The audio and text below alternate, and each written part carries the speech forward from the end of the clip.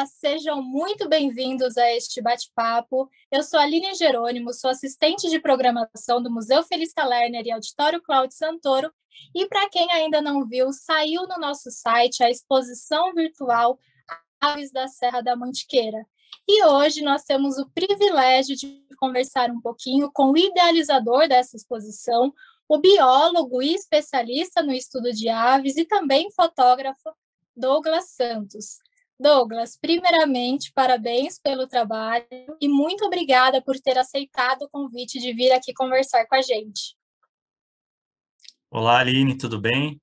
Muito obrigado. Eu que agradeço pela oportunidade de estar aí participando aí, expondo algumas das minhas fotos. Espero que agrade o público aí e é um prazer mesmo estar aí junto com vocês na Semana do Meio Ambiente, mostrando um pouquinho do que a gente tem de precioso aqui na Serra Mantiqueira, que é um pouquinho essa grande biodiversidade que a gente tem por aqui. Douglas, para começo de conversa, eu gostaria que você expusesse, falasse um pouquinho sobre a proposta dessa exposição para o público de casa. Bom, vamos lá. Como eu mencionei, né, o que a gente tem de mais rico aqui na nossa região é a biodiversidade, né? A Serra da Mantiqueira, ela já foi eleita uma das 8 áreas mais relevantes do planeta. Então, nós temos várias espécies de fauna e de espécies vegetais também, super raras, que só podem ser encontradas aqui na nossa região. A gente está inserido na Mata Atlântica, né?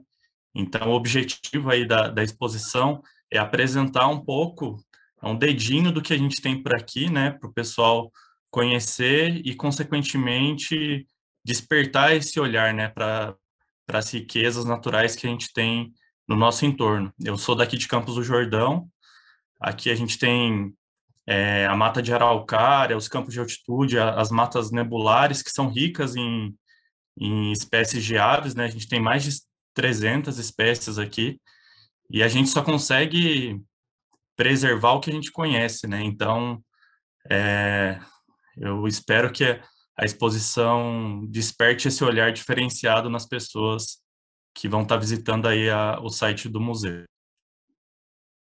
E nessa exposição, Douglas, a gente tem 20 fotos, né, do seu trabalho, e você acabou de falar um pouquinho da Mata de Araucária.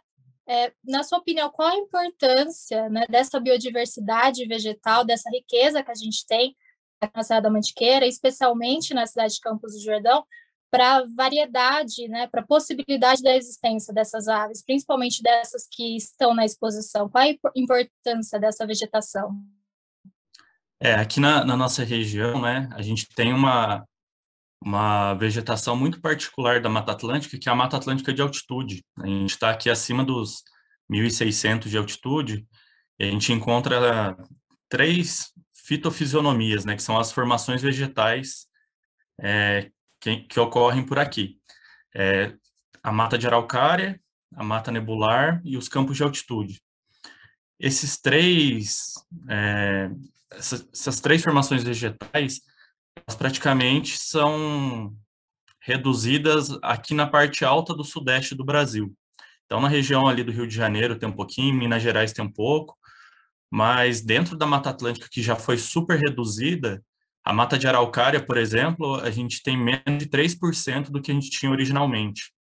Então, a gente, dentro dessa vegetação, a gente tem várias espécies, não só de fauna, mas também de flora que estão perto de deixar de existirem, assim. Então, a gente tem que valorizar muito, prestar mais atenção nisso tudo para a gente preservar e não deixar acabar, né?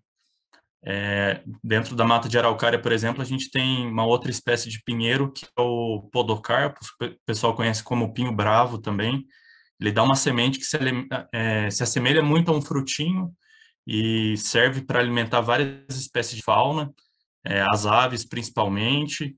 A araucária, né, ela é uma espécie-chave dentro da formação vegetal. Ela disponibiliza o pinhão, que é aquela semente que a gente gosta bastante, mas que é super importante para a fauna. Ela está disponível justo no período ali do outono e do inverno, que não tem fruto, não tem flor na mata, então alimenta vários mamíferos, alimenta o papagaio de peito roxo, que é uma espécie super ameaçada de extinção, que depende aí da mata de araucária.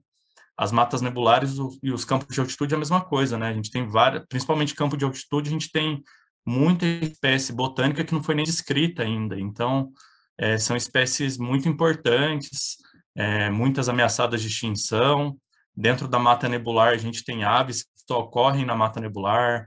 Temos flores, por exemplo, tem uma orquídea, que o nome científico dela tem até mantiqueira, se não me engano, é Cattleya mantiqueira. Agora o pessoal está reclassificando, tá uma bagunça isso, mas ela ocorre só aqui na Serra da Mantiqueira. Então, são várias espécies da biodiversidade que estão presentes aqui por conta do clima, da altitude, do relevo, e a gente precisa preservar tudo isso. Já que você falou um pouquinho da extinção, pegando esse gancho das espécies que você costuma fotografar e dessas que estão na exposição, tem alguma que corre maior risco de extinção? E qual seria, assim, o maior motivo para esse risco? Tem sim. Duas dessas espécies que estão aí na exposição são espécies que estão super ameaçadas. A mais ameaçada é o papagaio do peito roxo. Inclusive, o Parque Estadual Campos do Jordão, aqui de Campos, eu trabalho lá também no parque, na equipe de monitoria ambiental. A gente está com um projeto de conservação para essa espécie, porque, assim, no mundo, ele só ocorre no Brasil e um pedacinho ali da Argentina e do Paraguai. E é estimado que só restem cerca de 5 mil indivíduos.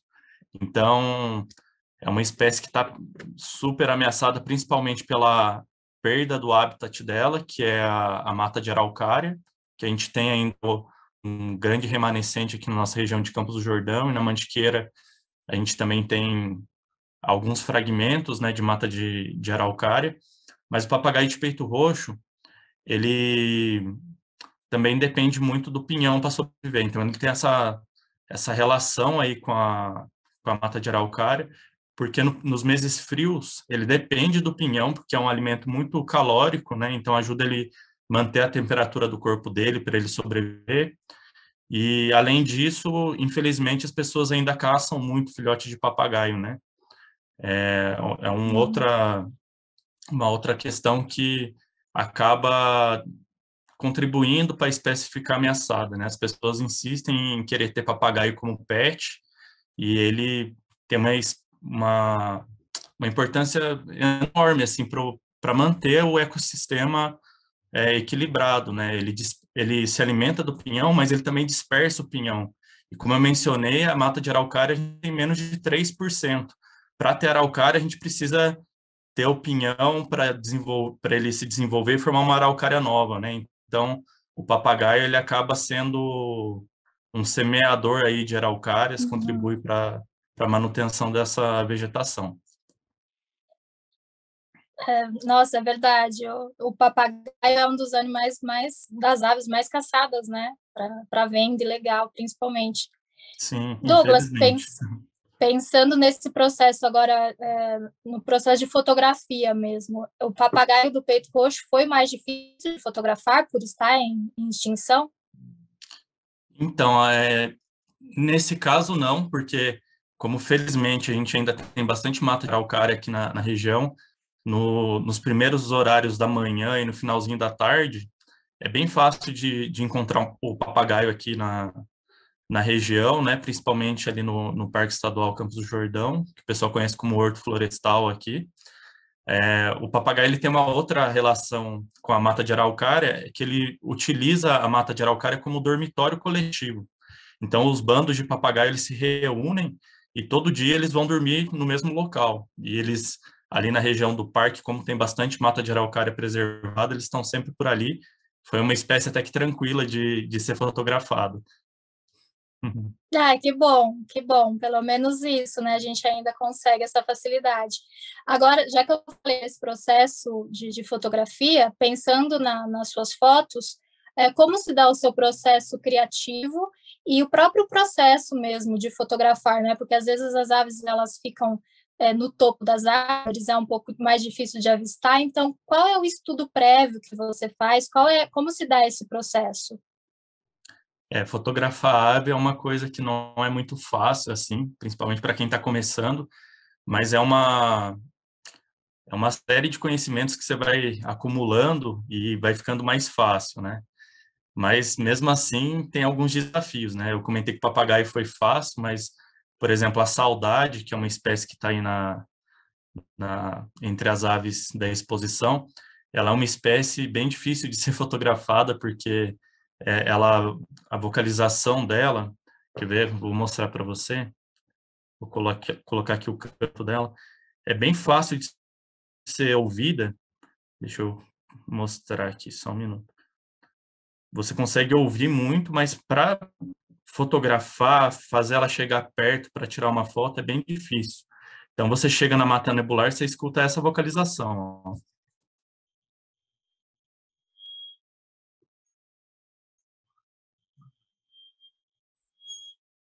É um canto bem bonito, né? Mas também é meio triste, então por isso que o nome é Saudade. Essa ave, ela, para você fotografar ela, você tem que ir em mata nebular. Então, ela é uma espécie que é endêmica do Sudeste brasileiro. As espécies endêmicas são as espécies que só ocorrem naquela região. Então, no Brasil e no mundo, praticamente só tem numa parte alta do Rio de Janeiro e aqui na parte alta da Serra da Mantiqueira também. Essa aí foi uma espécie que me deu muito trabalho. Eu comecei a estudar aves em 2013, só consegui fotografar ela, se não me engano, em 2018. Eu só escutava, eu tentei acho que mais de 10 vezes ver esse bicho e não conseguia. Aí fui pesquisando, tem um site que chama wikiaves.com.br, lá tem informações de aves do Brasil todo, então lá fala alimentação, comportamento, é, a melhor época para observar, tudo tem isso, tem essas informações de todas as espécies, né? Fora artigo científico, que também a gente lê bastante. Então, você vai aprendendo um pouquinho do comportamento para conseguir fotografar os bichos. Mas tem algumas técnicas, né? Por exemplo, a técnica de playback, você pega baixa o canto da ave ou grava o canto, e quando você toca, a ave ela vem defender o território achando que é um concorrente ali invadindo o território dela ou querendo atrair o parceiro dela. Então, a ave se aproxima e possibilita uma foto, uma melhor foto, né?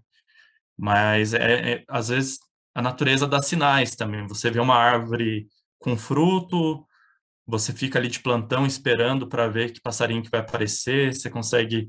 Tem que ter paciência. A primeira coisa para observar é ter paciência, assim, é uma terapia. Eu tenho o privilégio de ter isso como trabalho também, né?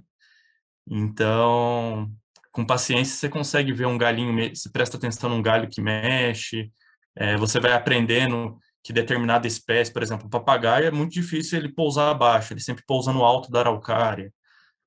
O caneleirinho de chapéu preto, que é a outra espécie que está ameaçada de extinção que eu comentei, ele pousa alto, mas com paciência você consegue ir chamando ele com o canto dele, ele desce mais. Tem outras espécies que só vêm no chão. Beija-flores, por exemplo, tem o beija-flor de topete que está aí na exposição, ele vai em determinadas florzinhas, então você vê aquela espécie que ele gosta florida, você fica de plantão ali que ele vai aparecer alguma hora. Então tem todos esses sinais que a natureza vai dando e com um pouquinho de estudo, assim, você lê um pouquinho, você vai aprendendo e vai conseguindo boas fotos. Muito interessante. Imagino que deve ser um desafio muito grande também, né, fotografá-los.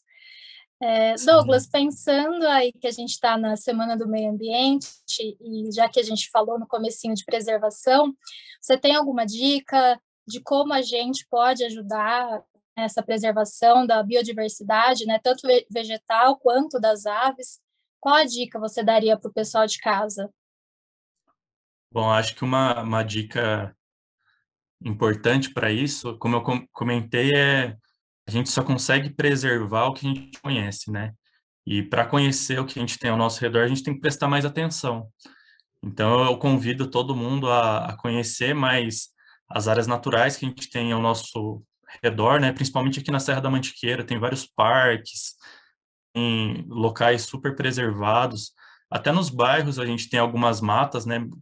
Eu estudei no sul de Minas Gerais, era super raro você ver uma área com uma mata, né? E aqui a gente tem mata ao nosso redor em todo local, né? Então, numa caminhada, num passeio com a família, comece a prestar mais atenção aí na biodiversidade que a gente tem ao redor, que isso com certeza vai mudar um pouquinho a visão que a gente tem e aos poucos a gente vai entender a importância dessa fauna que a gente tem para nós mesmos, né?